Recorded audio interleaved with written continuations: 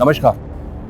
Crime petrol की इस 15 episode की स्पेशल सीरीज में आज मैं आपको एक ऐसा केस दिखाने जा रहा हूं जहां एक पुलिस वाला होने के बाद भी सही गलत और न्याय अन्याय की पहेली ने मुझे परेशान कर दिया था।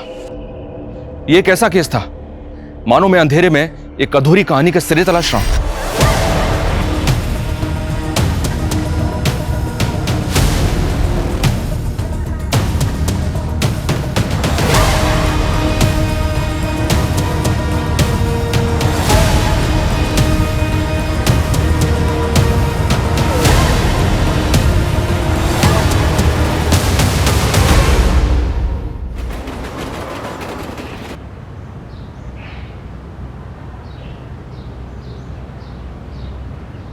यार जतिन यार, तू बिलीव नहीं करेगा, कल रात को ऐसे पैसेंजर मिले थे ना, साले जहर थे एक नंबर के यार। यार एक तो दारू पी के भंड थे, ऊपर से ऐसे बिहेव कर रहे थे जैसे कि महाराजाओं कहीं के। अरे 2 साल से कैब चला रहे हैं, अब तो आदत सी हो गई है। वैसा पानी देना। यहाँ थोड़ा। मैं क्या बोलता हूँ कि जन्मदिन वाले दिन अपना मूड खराब मत कर, ये रख। Happy birthday. तुझे कैसे? तेरे आई कार्ड पे देखा था, ज्यादा कुछ महंगा तो है नहीं, एक छोटा सा ही गिफ्ट है। वैसे कहाँ की बुकिंग है तेरी? अरे बैंड्रा की रे। अरे वाह, आजा। ए रुक रे, रुक, शानी इधर आ। देख क्या रहा है, इधर आ। पर क्या हुआ? तुला सांगितलं अरे क्या हो गया? मार क्यों रहे हो भाई साहब? अरे सांगितलं होतं ना? हा? अरे आमचा एरिया आहे ऑटोवाल्यांचा काय? अरे दादा मार क्यों रहे हो? दादा बात तो कर सकते ना। तरी येतो हम अपनी मर्जी से थोड़ी आते, बुकिंग आती है तो लेनी पड़ती है, अब हमारी मजबूरी है। ये वासाड़ी है, मजबूरी काटी ना तुझी। साला ये लोग इधर आकर अपना धंधा खराब करते हैं और ऊपर से हमको बताते हैं। अरे दादा, आप लोगों का धंधा हम लोग खराब नहीं करते हैं, आपका ये रवैया खराब करता है। सवारी मिलती है तो आप लोग जाते नहीं हो, तो मजबूरी में आकर लोग हमारी कैब बुक करते हैं, इसमें हमारी क्या गलती है? अरे क्या हो गया दादा? ज्ञान पेल रहा है? हम माझ्या बापाचा एरिया है, मैं इधर धंधा करे या ना करे, तुम दोनों इधर नहीं दिखना चाहिए। चल निकल। अरे निकल। क्या हो गया दादा? मत मारो ना दादा। अरे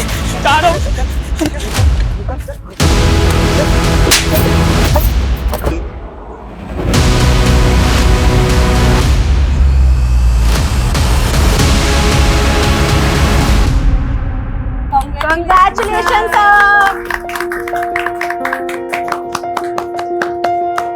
सीरियसली सर, आपने हिस्ट्री क्रिएट की है। ना सिर्फ ये इतनी कम एज में ये अवार्ड पाकर, बल्कि वुमेन एम्पावरमेंट क्या है और उसे कैसे सपोर्ट करना है इसे प्रूव करके। Seriously sir. एग्जैक्टली सर, हमारी मिडका फार्मेसी पहली ऐसी कंपनी है जहाँ की सारी एमआरस फीमेल्स हैं। Guys please clap for sir. Thank you, thanks everyone. पहले तो मैं ये कहूंगा कि इट्स जस्ट अ बिगिनिंग, अभी हमें बहुत कुछ अचीव करना है। So let's get back to work. Okay sir, thank you sir. Thank you. Priya, मैं आज थोड़ा लेट हो जाऊंगा, हाँ तुम डिनर कर लेना। एक्चुअली मेरी एक डॉक्टर के साथ मीटिंग है, तो मैं डिनर उसी के साथ ही करूंगा। हाँ तो बता क्या रहे? ये तो रोज का है तुम्हारा, तुम अवार्ड्स ले रहे हो और मैं तुम्हारे ऑर्डर्स। शिवम आ गया कॉलेज से? मुझे पता है तुम मुझे इग्नोर कर रहे हो। अब इस टाइम पे तो आ ही गया होगा ना वो कॉलेज से। वो ठीक है। इस घर में मेरे अलावा ना सब ठीक है। तुम ऑफिस से ऑर्डर दे रहे हो और वो कॉलेज से आकर। जब से आया है तब से एक ही बात की रट लगाए बैठा है। हाँ तो दे दो थोड़ा सा, उसका ध्यान रखो। अगर नहीं। Avinash, are you serious? तुमने हालत देखी है उसकी, कितनी खराब होती जा रही है। प्रिया प्लीज, उसे दे दो थोड़ा सा। देखो मैं उसके लिए वही कर रहा हूँ जो उसके लिए सही है, बाकी तुम मुझ पे छोड़ दो, मैं सब हैंडल कर लूंगा। और मैंने उसके लिए ऑलरेडी स्टफ अरेंज कर लिया है। ठीक है, तुम्हें जो करना है करो। ओके।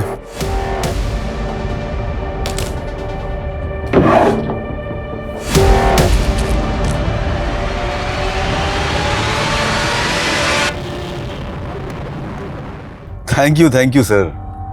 आपको भी। हाँ, मैंने सारी डिटेल्स मेल कर दी हैं। सर बहुत खुश लग रहे हैं आप, लगता है मीटिंग बहुत अच्छी हुई आपकी। हाँ, एक डील फाइनल करने दिल्ली जा रहा हूँ, बहुत बड़ी डील है। वो साहब, मेरे को 3 दिन का छुट्टी चाहिए था। अरे भाई क्यों चाहिए 3 दिन की छुट्टी? वो साहब मेरे बाबा का श्राद्ध है, मेरे को गांव जाना है। अच्छा अच्छा, फिर तो ले लो छुट्टी, लेकिन हाँ टाइम से वापस आ जाना। हाँ हाँ साहब, टाइम से आ जाऊंगा। हाँ।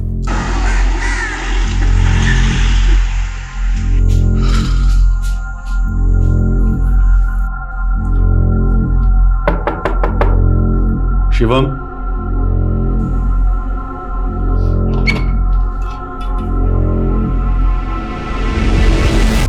आर यू ओके बेटा? Yeah, Dad. I'm fine. मैं अंदर आ जाऊं? Sure.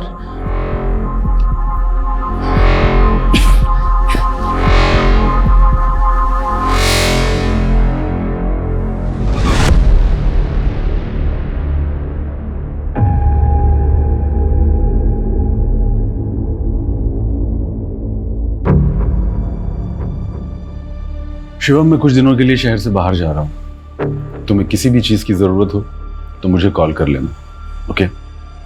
डैड, आप हमेशा मेरी सपोर्ट करते हो, मॉम बिल्कुल नहीं करती। कुछ भी बोलो, नो। आप जाने से पहले उनको बोलकर जाइए कि ठीक है बेटा, मैं बोल दूंगा, लेकिन तुम्हें भी ध्यान रखना होगा। तुम उसे इतना भी परेशान मत करना कि वो तुम्हें फिर से मना कर दे। लेकिन उसकी नो में तुम्हारी फिक्र होती है बेटा। तुम भी अपने अर्जिस को नो कहना, कंट्रोल करना सीखो, ठीक है? खुद हीरो बनकर मुझे विलन बना रहे हो शिवम की नजरों में। हाँ, तुम्हारे तरीके सही और मेरे तरीके गलत, जबकि तुम खुद उसे ड्रग्स लाकर दे रहे हो। प्रिया, मैंने डॉक्टर से बात की थी। एक झटके में उसकी आदत तो ये छूट नहीं सकती ना। हमें उसे टाइम टू टाइम डोज देने पड़ेंगे, और ये भी देखना होगा कि कहीं वो वायलेंट ना हो जाए। अच्छा, तो उसे मेरे भरोसे क्यों छोड़कर जा रहे हो तुम? प्रिया, क्योंकि मुझे पता है कि तुम उससे बहुत प्यार करती हो, और इस दुनिया में उसका तुमसे अच्छा केयर कोई नहीं कर सकता। और तुम्हें पता है ना, मैं बिजनेस मीटिंग के लिए बाहर जा रहा हूँ। हाँ, ये सही है। तुम बिजनेस मीटिंग के लिए दुनिया घूमो और मैं यहाँ खाना बनाते बनाते मर जाऊं। मिटका फार्मा जो मेरा ब्रेन चाइल्ड था, आज उससे मेरा कोई लेना देना ही नहीं है। अरे लेना देना क्यों नहीं है? तुमने कभी सोचा है तुम्हारे सपोर्ट के बिना ये सब पॉसिबल हो सकता था? देखो प्रिया, मिटका और शिवम दोनों हमारी रिस्पॉन्सिबिलिटी है।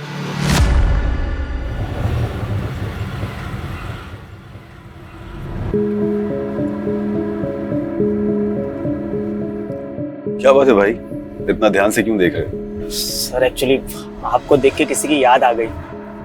वो एक बिजनेसमैन है, मैंने हाल ही में उनका वीडियो देखा था। उसमें दिखाया था कि उन्होंने अपने कॉलेज में अपने दोस्तों से उधार लिया और 8 बिजनेस खोले और सब फेल हो गए। फिर अपनी वाइफ का आइडिया लेके उनसे पैसे लिए और बिजनेस खोला तो वो सक्सेसफुल हो गया, दवाइयों का बिजनेस। सर मैं उनकी दवाइयाँ खाता हूँ, बहुत अच्छी है और बहुत सस्ती भी है, तो थोड़ा आपकी शक्ल उनसे मिलती है इसीलिए।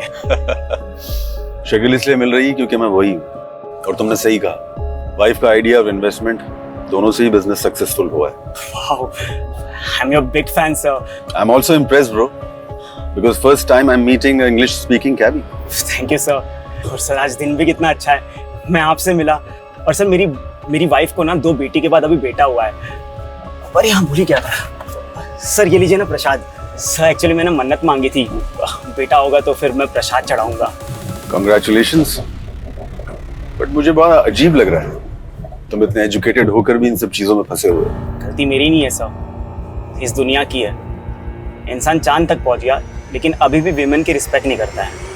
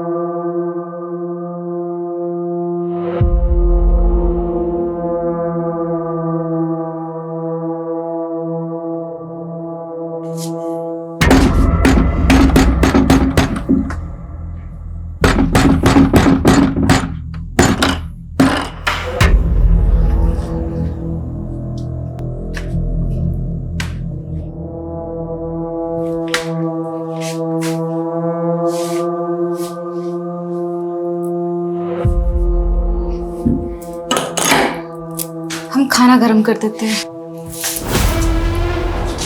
खाना खा के आया हम, अभी हमको कुछ और चाहिए। कपड़े उतार। सुनिए, मत करिए ना प्लीज, प्लीज मत करिए। 6ठा महीना चल रहा है, डॉक्टर ने भी मना किया था। आप तो जानते हो बच्चे को नुकसान होगा ना। भाड़ में गई तू, तेरा ये बच्चा और तेरी डॉक्टर, हाँ समझी? मत मत मत मत अभी करिए। मुंह बंद रखा। चल कपड़े नहीं सुनिए ना प्लीज, प्लीज मत करिए। सुनिए, मत करिए ना प्लीज, मत करो। नाटक मत करो, मुंह बंद रख। हमारी बेटी के आसपास भी दिखे ना तुम, तो हम चीर के रख देंगे सबको। हाथ लगा के तो दिखा, लगा के तो दिखा।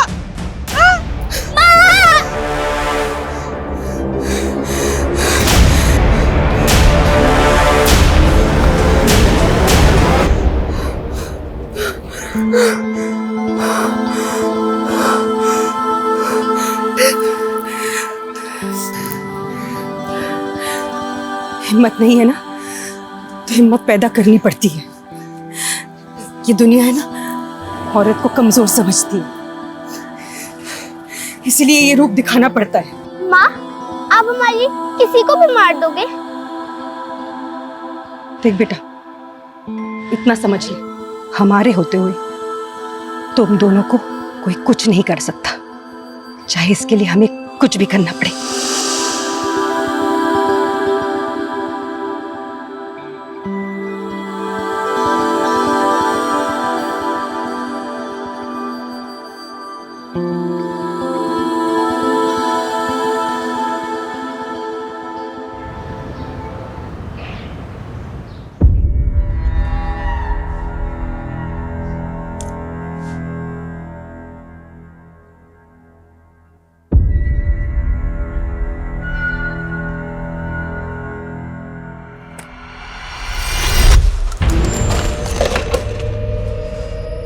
क्या खुद को इतना शीशे में देखता है? मैं तेरे को ऐसे आंख भर के देखती हूँ, वो कम है क्या? चल आजा, खाना खाते हैं, वो भी एक ही प्लेट में। आ ना, प्यार बढ़ेगा। तेरा घाव अभी तक भरा नहीं? दवाई नहीं लगाता ना तू? रुक, मैं लाती है। कोई जरूरत नहीं है, तूने खाना रख दिया ना, अब जा। मैं तेरे से इतना प्यार करती हूँ, तेरे से शादी करना चाहती हूँ, और तू ऐसे कुत्ते जैसे हकालता है मेरे को। देख, ज्यादा भाव मत खा, मान जा। मेरी जैसी दूसरी मिलेगी नहीं तुझे। मैं ही हूँ जो खाना खाने के बजाय तेरी गाली खाती हूँ और मुस्कुराती भी हूँ।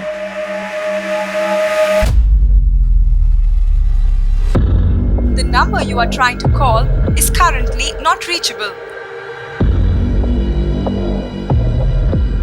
The number you are trying to call is currently not reachable.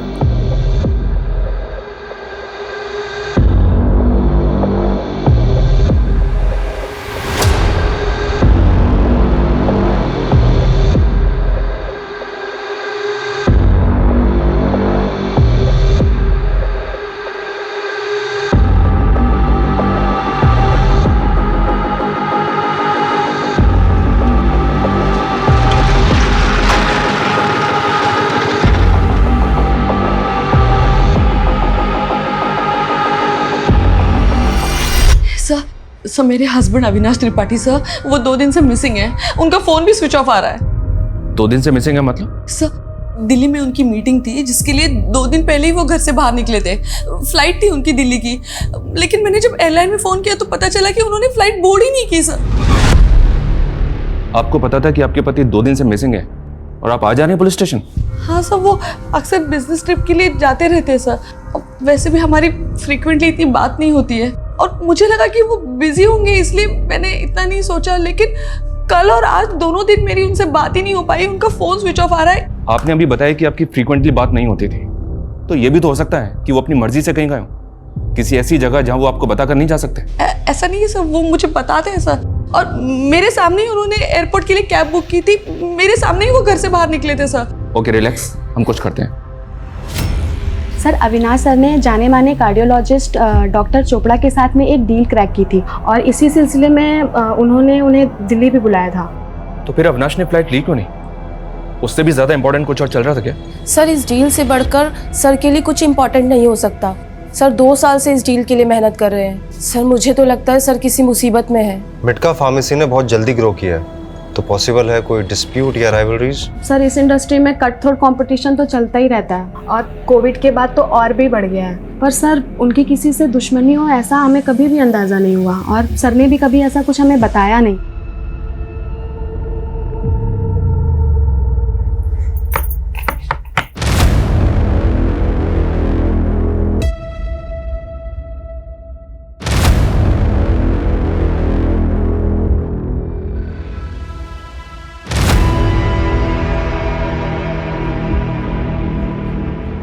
कैसी लग रही हूँ? एकदम हॉट ना? तो फिर आ गई? अरे आई कहाँ? तू अंदर आने देगा तो आऊंगी ना। अरे अरे बोल ना, कैसी लग रही हूँ? मस्त लग रही हूँ ना? अरे तू आदमी है कि क्या है रे, कि मेरे में ही कुछ कमी है? सुंदर नहीं लगती क्या मैं तुझे? देख मैं ना तेरे से बहुत प्यार करती है, तेरे लिए कुछ भी कर सकती है। मधु समझना यार, मैं तेरे लायक नहीं हूँ। मैं तुझे खुश नहीं कर सकता। क्यों नहीं कर पाएगा? नहीं बता सकता यार मैं। क्यों नहीं बता सकता? अब जब तक बताएगा नहीं मैं यहाँ पर ही बैठेगी, हिलेगी नहीं यहाँ से।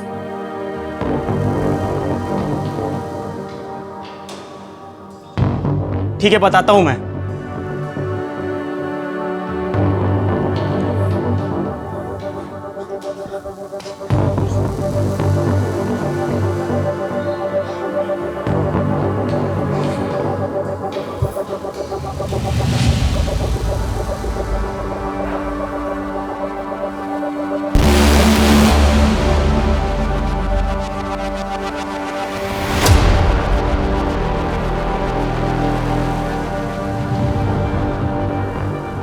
देख लिया मधु, तुम एक आदमी से प्यार करती हो, वो मैं नहीं हूं। मैं क्या हूं मुझे भी नहीं पता।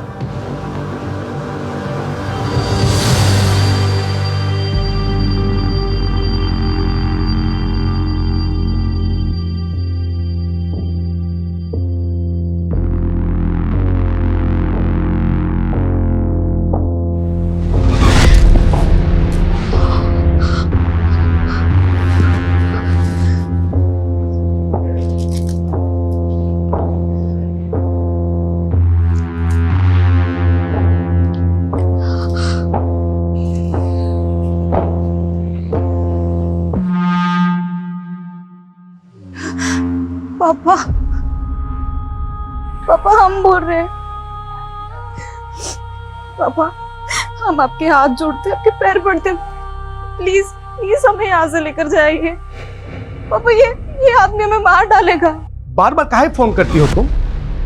देखो अब जो है तुम्हारा वही सब कुछ है, अब यहाँ कुछ नहीं रखा तुम्हारे लिए। पापा अगर माँ होती ना आज,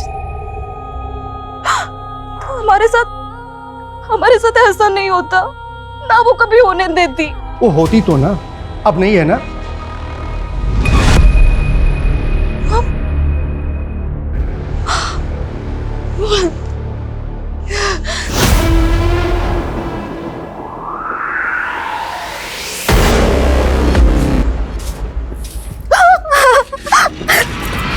सर कैब कंपनी की इंफॉर्मेशन के अकॉर्डिंग ड्राइवर का नाम श्रवण किशोर है।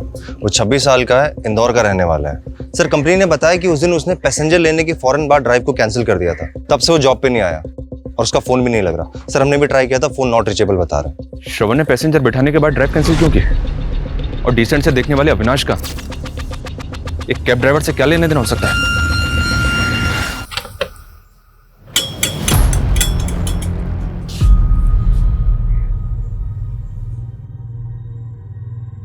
आप यहीं आसपास रहती हो? जी। ये श्रवण किशोर है, पहचानती हो? जी साहब। ये श्रवण किशोर अभी कहाँ मिलेगा? पता नहीं साहब, 3-4 दिन पहले तो देखा था, उसके बाद में पता नहीं कहाँ गायब हो गया।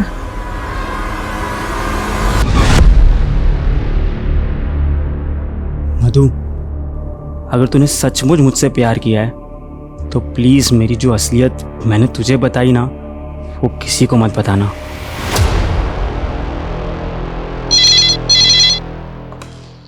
Hello, what?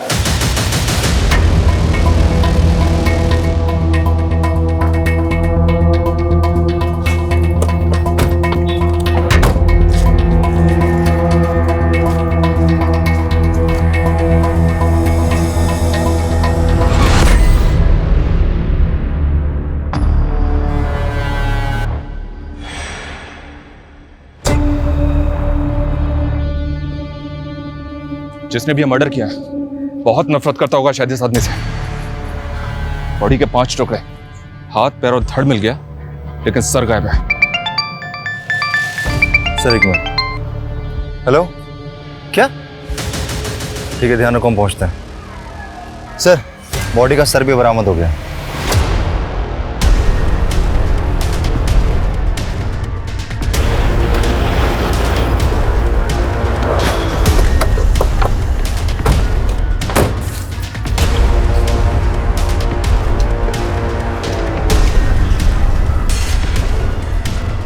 खोलो सर। सर, ये तो अविनाश है।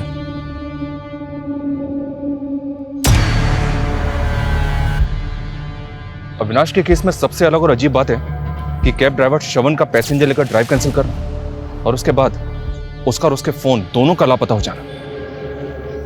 कैब में बैठने के कुछ देर के बाद उसका फोन हुआ था, तो पॉसिबल है कि इसके पीछे श्रवण हो। तो सर, एक रैंडम कैब ड्राइवर और इतने बड़े एंटरप्रेन्योर का क्या रिलेशन है? ये तो पता करना है। इसको पोस्टमार्टम के लिए भिजवाओ, फैमिली को इन्फॉर्म करो और इंदौर चलने की तैयारी करो। सर,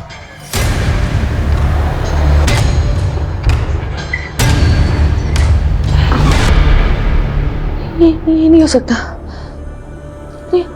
अविनाश मुझे छोड़कर नहीं जा सकता। अविनाश मुझे छोड़ के कभी नहीं जा सकता। प्लीज पानी दो।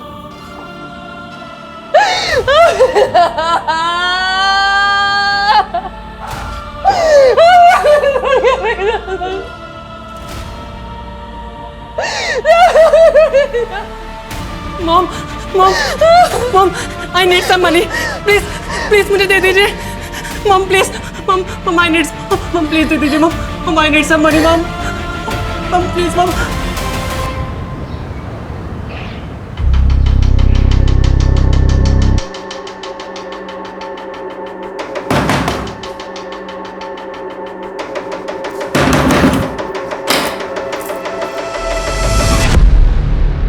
श्रवण किशोर यहीं रहता है? कहाँ है, बुलाओ उसे। वो घर पर नहीं है। कहाँ गया? कब तक आएगा? जी पता नहीं है, वो कभी बताकर नहीं जाते हैं। झूठ बोल रही हो, बताकर नहीं जाते? ए, कौन है? क्या बात करी इससे? हाँ भाई, कौन है तू? श्रवण किशोर तू ही है? हाँ मैं ही हूँ, तेरा बाप श्रवण किशोर। बोलने से चलेगा कि लिख के दूँ? हाँ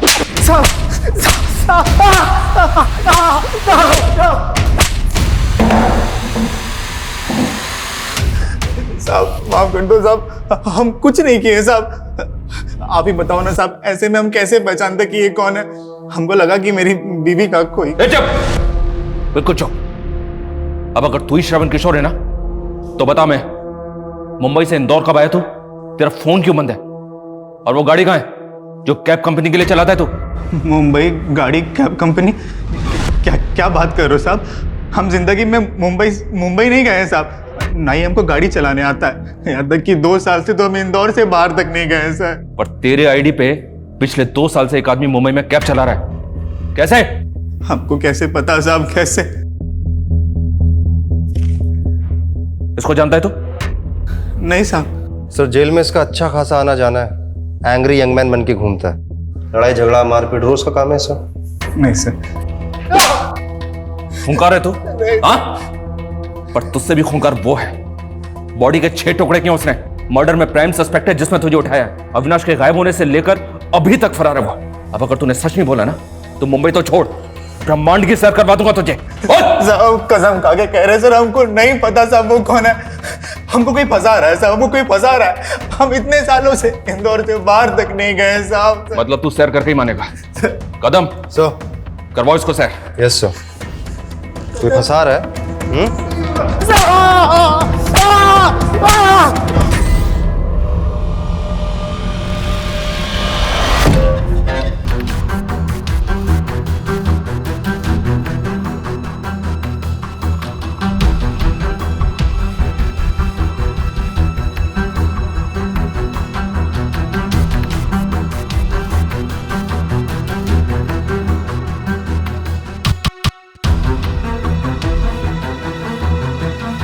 सर हमने श्रवण के ट्रैवल रिकॉर्ड्स चेक किए, वो सच बोल रहा था। वो मुंबई कभी गया ही नहीं, उसका कोई कनेक्शन भी नहीं है वहाँ पे। सर फेक श्रवण जो कैब ड्राइवर था, उसने असली श्रवण के एड्रेस पे पहले नकली आधार कार्ड बनवाया और फिर उस आधार कार्ड के बेसिस पे और डॉक्यूमेंट्स बनाया।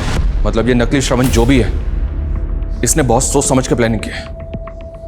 लेकिन एक बात अभी तक समझ में नहीं आ रही है, उसने मुंबई में बैठ के इंदौर के श्रवण को क्यों चुना? सर हो सकता कोई इत्तेफाक हो, क्योंकि श्रवण तो इंदौर से बाहर कभी गया ही नहीं। सर मुझे लगता है कि अविनाश के मर्डर के तार मुंबई से जुड़े हुए हैं और हम इस श्रवण के चक्कर में यहाँ पे गुमराह हो रहे हैं। ठीक है, श्रवण को छोड़ दो, हम अविनाश की फैमिली और बिजनेस से शुरू करते हैं। अविनाश के बेटे शिवम के बारे में पता करो, ये लड़का मुझे थोड़ा अजीब लगा है। Okay sir. शिंदे।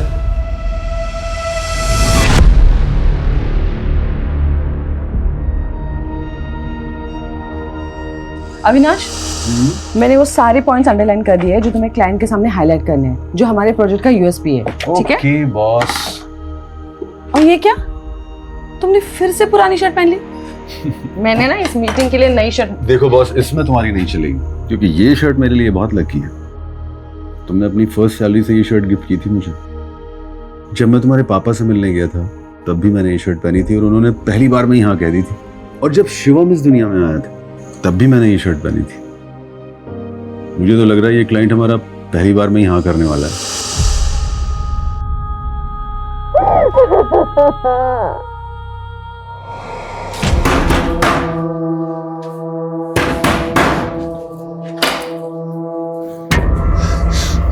आ गए आप? क्यों लेकर गए थे आपको? कौन थी बोलो? हाँ? तुझे नहीं पता कौन थे वो? हाँ? तुझे नहीं पता कौन थे वो? नहीं मालूम तुमको? हाँ? नहीं मालूम तुमको? हाँ? हाँ? एक ये था और एक वो मुंबई में बैठा तेरा यार, हाँ? जिसके साथ मिलकर हमको फंसाना चाहती थी। हाँ? फंसाना चाहती थी हमको। हाँ? चल बुला बुला तुम दोनों की ना हम मार मार के हड्डी पसली एक कर देंगे, समझे? हाँ? बुला उसको। हाँ? सारी जान से मार देंगे हम तुमको, जान से मार देंगे, जान से मार देंगे हम तुमको।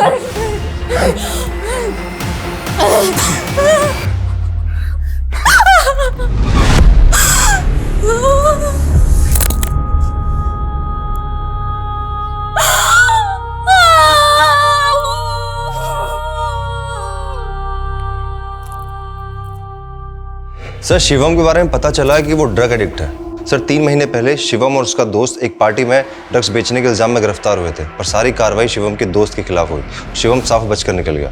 और सर ये भी पता चला है कि जो ऑफिसर उस केस की जांच कर रहा था उसने कोर्ट में चार्जशीट फाइल करने के तुरंत बाद रिजाइन कर दिया था। तो मतलब तुम कहना चाहते हो कि अविनाश ने अपने पैसे और पहुंच के दम पर अपने बेटे शिवम को उस केस से बचा लिया? Yes sir. और चूंकि शिवम बच गया इसीलिए पूरा केस उसके दोस्त के अगेंस्ट हो गया। वो लड़का है कहाँ आजकल? जेल में सर, सजा काट रहा है। और उसका बाप आज भी अपने बेटे के साथ हुई नाइंसाफी की वजह से बहुत दुखी है। कहीं इस नाइंसाफी से नाराज होकर तो उसके बाप ने अविनाश से बदला नहीं लिया? पता करो वो ऑफिसर आजकल कहाँ है और क्या कर रहा है जिसने वो चार्जशीट फाइल की थी, और उस लड़के के बाप को भी बुलाओ। सर। काश ले पाता। सुना 6 टुकड़े किए उसके, बहुत अच्छा लगा सुनकर। और अच्छा लगता अगर ये सब मैंने किया होता। इकलौते बेटे का बाप वो भी था और मैं भी। फर्क सिर्फ इतना था कि वो एक अमीर बाप था, क्योंकि उस ऑफिसर के सामने अपने बेटे के लिए गिड़गिड़ाए तो हम दोनों ही थे। ऑफ रिकॉर्ड मिलने के लिए थैंक यू सर। मुझे पता है शिवम ने गलती की है, इनफैक्ट बहुत बड़ी गलती की। सर हमारे बच्चों को माफ कर दीजिए, अब वो कोई गलती नहीं करेंगे। आप जो कहेंगे, जितना कहेंगे मैं दूंगा, लेकिन प्लीज उन्हें कोई हार्श पनिशमेंट मत देना। उसके बाप ने ऑफिसर के मुंह में पैसे भर दिए और फिर दोनों बाप बेटे ने मेरे बेटे को फंसाकर जेल भेज दिया। बर्बाद हो गया मैं, मेरा घर बार सब बिक गया। काश मैंने मारा होता उसे, थोड़ा सुकून तो मिलता।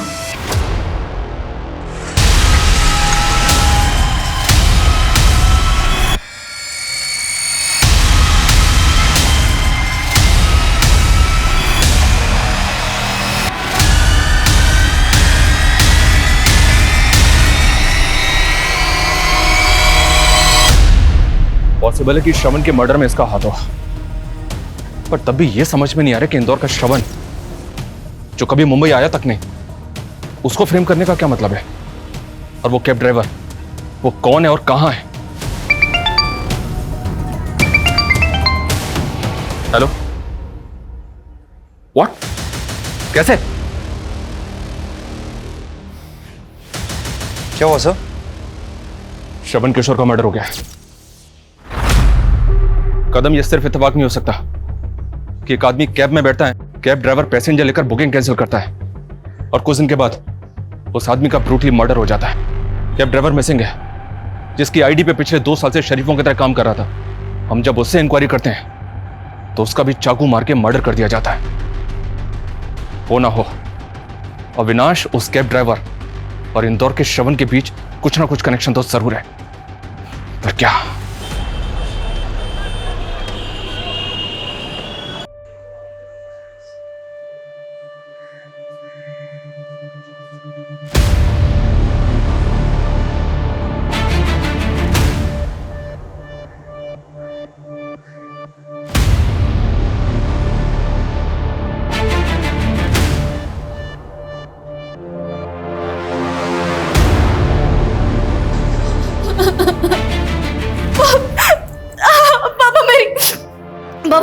पापा मेरी बात,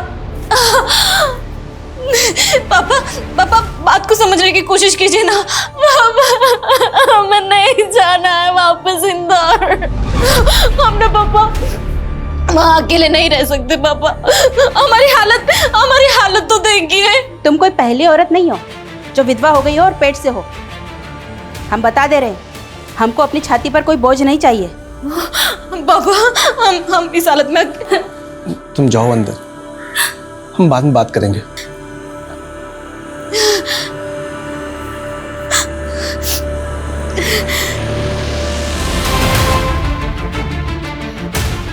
हम मानते हमारा बेटा श्रवण कुशल था,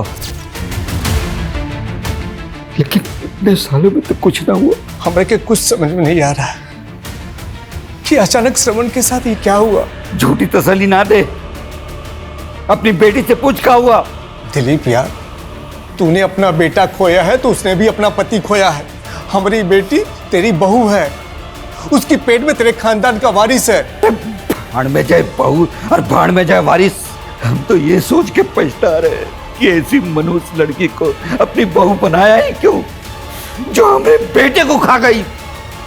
श्रवण और अविनाश, ये दोनों कानपुर के रहने वाले हैं? सर सेम शहर और same locality. What? Yes sir.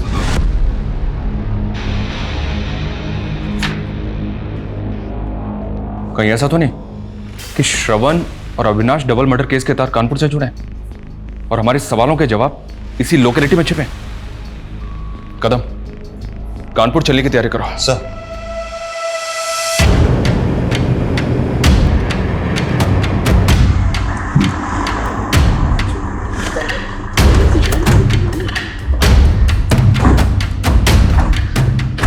Sir, ये अविनाश का घर है और ये श्रवण का। हमको तो कुछ समझ में नहीं आ रहा साहब, ये सब कैसे हो गया। पहले अविनाश और अब हमारा बेटा। किसी पे शक है आपको? बता सकते हैं कौन कर सकता है इसका? क्या बताएं साहब, कुछ समझ में नहीं आ रहा। अविनाश के पिता केशव और हम दोनों दोस्त थे। दोनों ने एक एक करके अपने इकलौते औलाद को खो दिया साहब।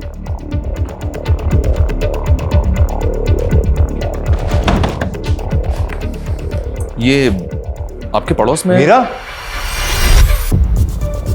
आप यहाँ? सर, ये हमारा मायका है। उनके जाने के बाद हमारा इंदौर में रहना मुश्किल था, तो हम यहाँ कानपुर चले आए पापा के घर। सर, ये मीरा है, श्रवण की वाइफ। तो मतलब श्रवण, अविनाश और आप तीनों पड़ोसी हैं? पहले मुंबई, फिर इंदौर और अब कानपुर, फिर भी अभी तक हमारे हाथ खाली हैं। इस ट्रायंगल ने सर घुमा दिया मेरा। कुछ तो मेजर है जो हम मिस कर रहे हैं। ये क्रिमिनल हमारी आंखों के सामने गेम खेल रहा है और हम उसे पकड़ नहीं पा रहे। ऐसा मेरे करियर में आज तक नहीं हुआ। सर एक्चुअली कोई क्लू नहीं मिल पा रहा है, सब क्लियर है। अविनाश और श्रवण दोनों इकलौते बेटे थे, दोनों की फैमिली दुखी है और उन्हें किसी पे शक हो सर ऐसा भी कोई हिंट नहीं मिल रहा है। मीरा की फैमिली, उसमें कौन कौन है उसका बैकग्राउंड चेक किया? यस सर, मीरा के फादर का नाम भानु है, उनके 3 बच्चे हैं सर, 2 बेटियां और 1 बेटा। सर मीरा पहले इंदौर में रहती थी श्रवण की डेथ से पहले। सर एक बेटा है 15 साल का जो माँ बाप के साथ कानपुर में रहता है। और सर सबसे बड़ी बेटी स्वाति, उसके बारे में कुछ पता नहीं चल पाया। लोगों का कहना है कि वो बहुत पहले घर छोड़कर भाग गई थी। कदम, जब इससे कुछ मिलने वाला नहीं है तो इतनी लंबी कहानी क्यों सुना रहे मुझे? इससे अच्छा होता कि तुम उस फेक श्रवण कैब ड्राइवर के बारे में पता करो। हो सकता है कि वो किसी तरह इस एंगल से जुड़ा हो।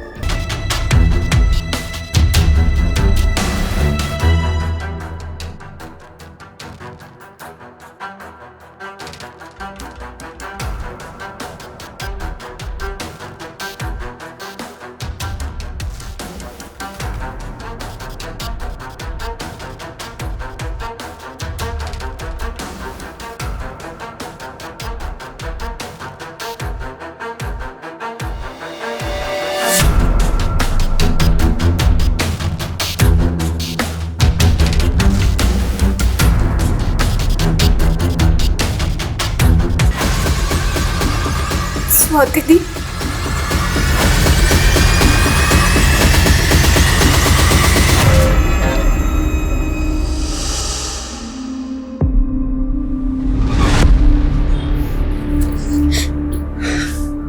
कहाँ थी तुम? तुम्हें पता है मुझे तुम्हारी बहुत जरूरत थी। मैं हूं ना यहाँ पर अभी तेरे लिए। सब खत्म हो गया। नहीं, सब खत्म हो गया। आ गई तुम दोनों फिर से हमारी छाती पर मूंग दलने के लिए?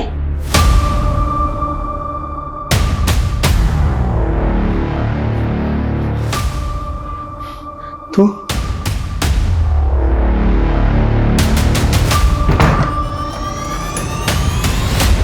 तू क्या चाहती है कि तेरा ये रूप देखकर पूरा समाज हम पर हंसे?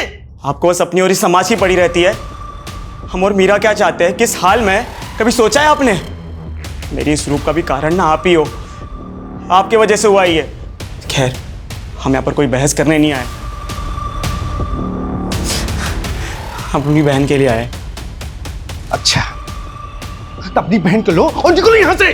वो भी करेंगे, निकलेंगे यहाँ से हम।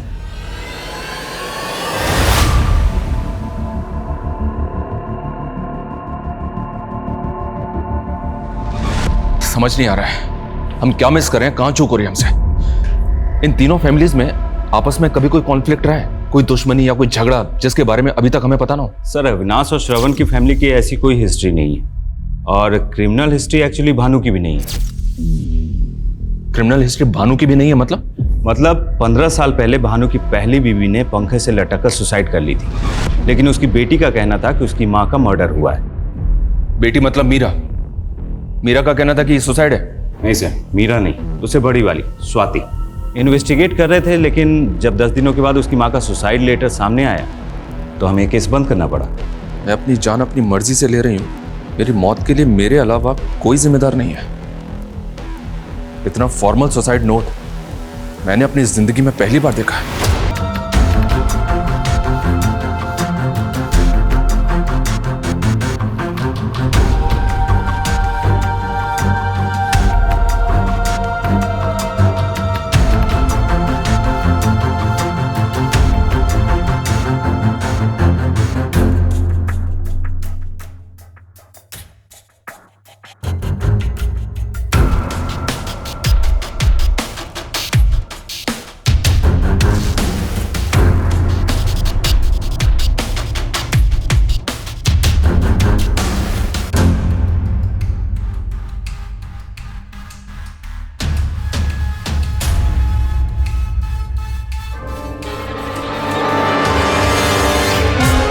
ढाल बना करती थी, मैं अपनी माँ की ढाल बनकर उनको नहीं बचा पाई, पर आज उनका बदला पूरा कर दिया।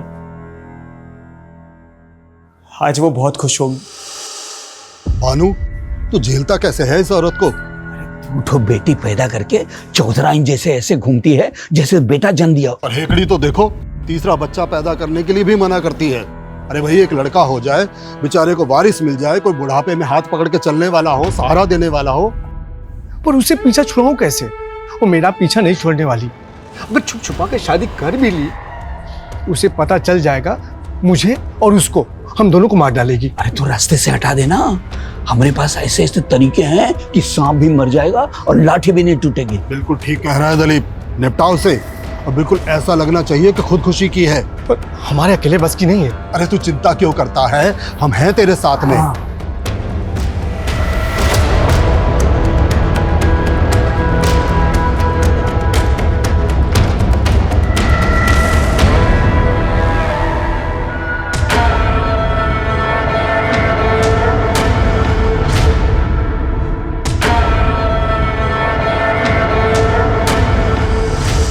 मैंने पुलिस को बताया था कि मेरी माँ ने सुसाइड नहीं किया है, उनका मर्डर हुआ है। पर वहाँ पर किसी ने मेरा यकीन ही नहीं किया। शायद मैं छोटी थी या लड़की थी। इसीलिए तुमने इतनी लंबी प्लानिंग की, घर छोड़ा, सोसाइटी में फिट होने के लिए सेक्स चेंज किया, लड़की से लड़का बनी और बदले की भावना में एक नहीं ऐसे 2 लोगों का मर्डर किया जो इनोसेंट थे, जिनका तुम्हारी माँ के मर्डर से कोई लेना देना नहीं था। कैसे लेना देना नहीं था? उन दोनों के बाप ने बेटे के बाप होने का गुरूर था उनमें, और उनकी वजह से उन्होंने मेरे बाप को बेटे के लिए उकसाया।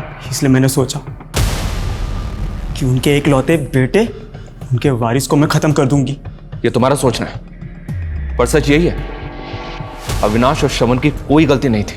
गलती थी उनकी कि वही उनका गुरूर थे। अगर उन बुड्ढों को मारती तो वो मुक्त हो जाते। इसलिए ऐसे जगह चोट मारी जहां सबसे ज्यादा लगेगी। अब दोनों बुड्ढों के लिए जिंदगी मौत से बदतर है। और सर, ये आसान नहीं था। मैं लगातार 2 साल से कैब ड्राइवर बन के वहां पर घूमती रही अविनाश के एरिया में कि कभी तो बुकिंग आएगी, और फिर आई। उसके बाद दिलीप चाचा के बेटे श्रवण को इंदौर में टारगेट किया मैंने, और फिर आखिर में अपने बाप को मार के अपनी माँ का बदला पूरा किया। मेरी माँ को इंसाफ देर से मिला जरूर। ये वो देश है जो चांद पर पहुंच चुका है, पर फिर भी यहां एक लड़का और लड़की के बीच का भेद मानो मिटने के लिए तैयार ही नहीं है। अविनाश इसी समाज की देन है जो औरत को प्यार और सम्मान दोनों देता था। दूसरा श्रवण, जिसकी मर्दानगी औरत को नीचा दिखाने में, उसको बेइज्जत करने में और उसके साथ जानवरों की तरह बर्ताव करने में थी। और तीसरी स्वाति, जिसे समाज ने एक औरत और आदमी की पहचान के बीच घुटने को मजबूर कर दिया था। स्वाति, श्रवण और अविनाश के पिता ने उसकी मां के साथ जो किया वो निश्चित ही एक जुर्म था, लेकिन स्वाति ने कानून का सहारा लेने के बजाय बदला लेना सही समझा। मीरा को सब पता था, फिर भी उसने मासूम लोगों की जान लेने से स्वाति को रोका नहीं, और वो भी इस जुर्म में हिस्सेदार बन गई। स्वाति को एक गुनहगार बनाने में न्याय व्यवस्था भी जिम्मेदार थी, जिसने उसकी मां की हत्या को स्वाति के बताने के बाद भी आत्महत्या मान के केस क्लोज कर दिया। क्राइम पेट्रोल की इस स्पेशल सीरीज में हम आपके सामने ऐसे ही और केसेस लेकर आते रहेंगे, जिनमें न सिर्फ कड़वी सच्चाई होगी, बल्कि वो समाज के लिए एक आईना भी होंगे। जय हिंद।